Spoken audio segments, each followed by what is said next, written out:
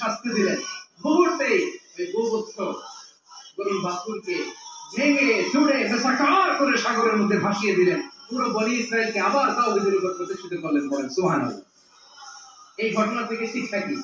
শিক্ষা হচ্ছে আপনি শিরকের আড্ডাখানা দেখলেও বৃহৎ স্বার্থে তাওহীদের দাওয়াত দিবেন, প্রয়োজনে আপনি ঐক্য নষ্ট করবেন না। সুবহানাল্লাহ পড়বেন না? ওয়ালা তাফাররাকু, তোমরা বিচ্ছিন্ন হয়ো না। পেকুয়ার ভাইরা আওয়াজ করে বলেন তো আদেশটা কার? এখন বলেন আমাদের ঐক্যবদ্ধ জীবনের দরকার আছে না নাই? এই যে ডক্টর মোহাম্মদ ইউনূস আমাদের লিডার, উনি যে আমাদেরকে জাতীয় ঐক্যের আহ্বান জানিয়েছে, ওনার আহ্বানে আমাদের সাড়া দেওয়ার দরকার আছে না নাই? রাজনীতিবিদদের যে ডাকছে খুশি লাগে না আপনার? আলেমদের ডাকছে খুশি লাগে নাই? আলহামদুলিল্লাহ বলবেন না? আলহামদুলিল্লাহ, সবাইকে ডেকেছে, ঐক্যবদ্ধ করেছে। আমরা ঐক্যবদ্ধ থাকতে চাই, আমরা ঐক্যবদ্ধ জীবন চাই, আমরা আর কাদা ছড়াছড়ি করতে চাই না। রাজি আছেন সবাই? এখন আমরা যদি ঐক্য নষ্ট করি আমাদের কি কি সমস্যা, কি ক্ষতি, কি কুফল, অনৈক্যের কুফল কি? কয়েকটা কুফলের কথা বলে শেষ করবো। প্রিয় ভাইরা, what are the drawbacks and disadvantages of division, social and political division in the society? Disunity, আমরা যদি বিচ্ছিন্ন হই, একে অপরের যদি মারামারি করি, একজন যদি আরেকজনের কাফের ফতোয়া দেয়, আমাদের কি ক্ষতি? শুনবেন?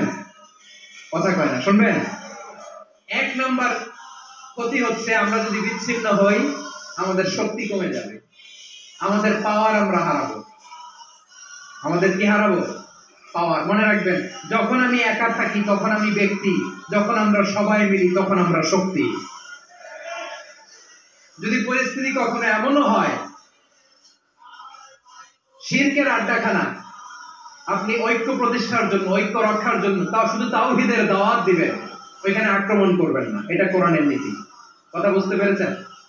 সামনে শিরকের কি কথা কয় না, শিরকের কি আড্ডাখানা, আখড়া, কিন্তু ওই এড়ানোর জন্য আপনি শুধু এটা যে শিরক, এটা তুমি সামনের চুল কাটো না কেন?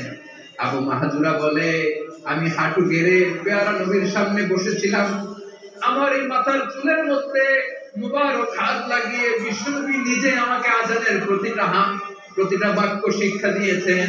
বিশ্বনবীর মুবারক হাত, পবিত্র হাত আমার মাথার চুলের যে জায়গায় লেগেছে, আমি চাই ওই চুলগুলা নিয়ে আমি আমার কবরের ভিতরে যাব। সাইয়েদনা আবু মাহজুরা রাদিয়াল্লাহু তাআলা ইন্তেকালের আগের পর্যন্ত মাথার সামনের চুলগুলা কাটে নাই। হাজারী সাহেবের আগমন, হাজার হাজার গাড়ি নিয়ে, জাপানিজ গাড়িগুলো আমাদের চট্টগ্রামের এয়ারপোর্টের বন্দরে ঘিরে।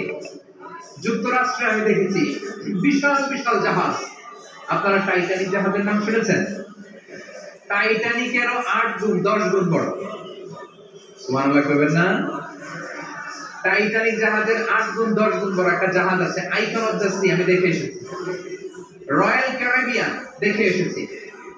সাগরের সামনে জেটিতে যখন দাঁড়ালাম, জাহাজটা যখন যায়, আমার মনে হচ্ছে একটা শহর, গোটা শহর, the entire city is floating on the water, পুরো একটা শহর মনে হয় পানির উপর দিয়ে ভেসে যাচ্ছে। পড়েন সুবহানাল্লাহ। এই যে আইকন অফ দ্য সি, এই ক্রুজ, এই জাহাজটা, এটার ভিতরে স্টেডিয়াম আছে। কিসের ভিতরে স্টেডিয়াম?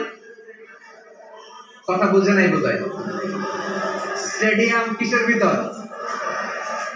সুইমিং পুল আছে, শপিং মল আছে, রেস্টুরেন্ট আছে, ক্লাব আছে, 3000 4000 রুম বিশিষ্ট, কক্ষ বিশিষ্ট হোটেল আছে। এই সবগুলোর নিয়ে এগুলো চলে সাগরের এই দোলার মধ্যে, জলোচ্ছ্বাসের মধ্যে, এই সাগরের ভেতরে এই জাহাজগুলোর ভাষায় রাখছে কে? সূরাতুর রহমানে আল্লাহ তাআলা বললেন, ওয়ালাহুল জাওয়ারিল